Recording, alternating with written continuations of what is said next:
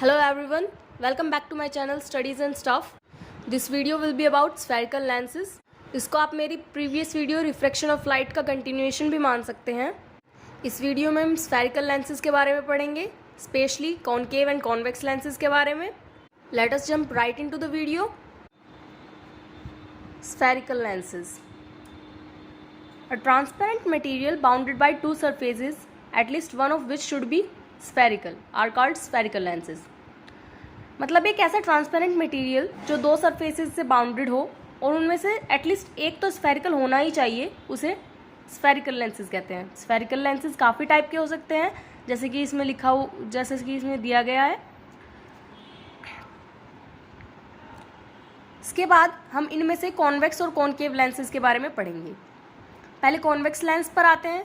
इन्हें convergent lens भी कहा जाता है क्योंकि ये आने वाली पैरेलल लाइंस को एक पॉइंट पर कन्वर्ज कर देते हैं. इनके both spherical surfaces bulging outwards. इनकी पहचान ये है कि इनमें जो भी दोनों स्फेरिकल सरफेसेस लगे हुए होंगे वो आउटवर्ड्स की तरफ बल्ज्ड होंगे. उसके अलावा इनकी एजेस जो होगी वो थिनर होगी और मिड में से ये मोटे होंगे. इसके बाद आते हैं कॉनकेव लेंस. इन्हें डाइवर्जेंट लेंस भी कह देते हैं. जैसे कि कॉन्वेक्स लेंस में जो पैरेलल लाइंस आ रही थी वो एक जगह कन्वर्ज हो रही थी, इससे वो डाइवर्ज हो जाती है. ऐसा लगता है जैसे वो पीछे किसी पॉइंट से आ रही हैं, जिसको हम बाद में आगे जाके पढ़ेंगे, फोकस कहते हैं. कॉनकेव लेंस की प्रॉपर्टीज़ ये हैं कि इसमें जो दोनों स्फेरिकल सरफेस होते हैं वो इनवर्ट्स कर्व्ड होते हैं और इनके एजेस थिक होती है और मिड में से ये पतले होते हैं. इसके बाद आती है सेंटर ऑफ कर्वेचर.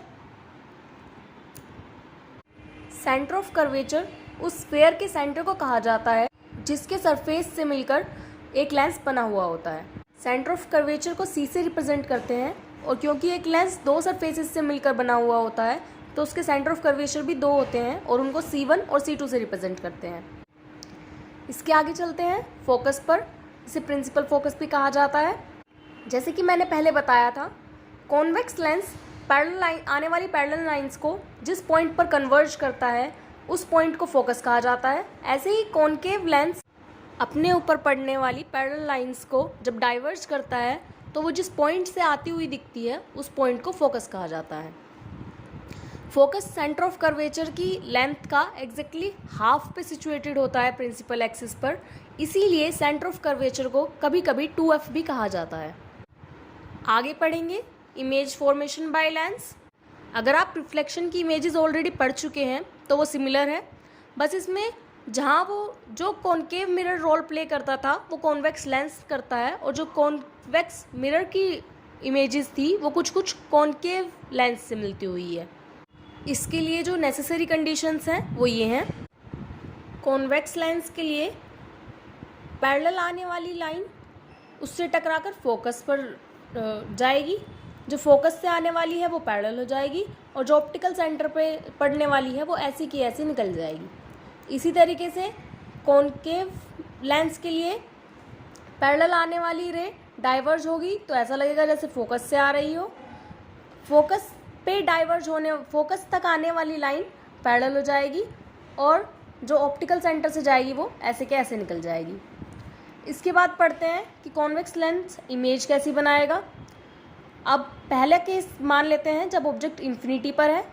जैसे कि आप देख सकते हैं पैरेलल आने वाली लाइंस सब फोकस पर कन्वर्ज हो गई और उससे जो इमेज बनेगी वो फोकस पर बनेगी.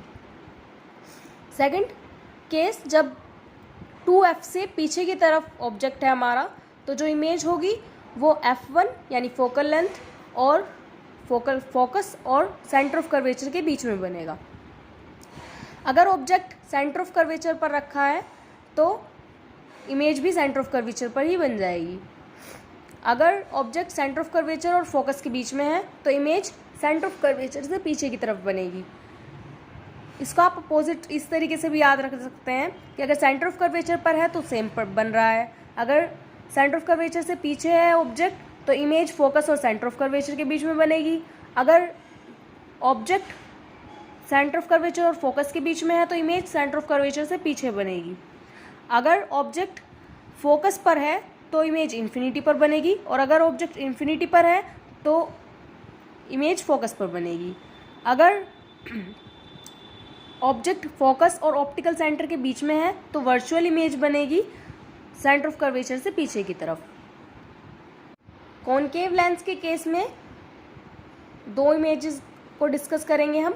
एक जो इन्फिनिटी से बनेगी वो फोकस पर बनेगी लेकिन वर्चुअल इमेज बनेगी, और एक इन्फिनिटी और ऑप्टिकल सेंटर के बीच में जो ऑब्जेक्ट होगा उसकी इमेज बनेगी वो फोकस और ऑप्टिकल सेंटर के बीच में बनेगी।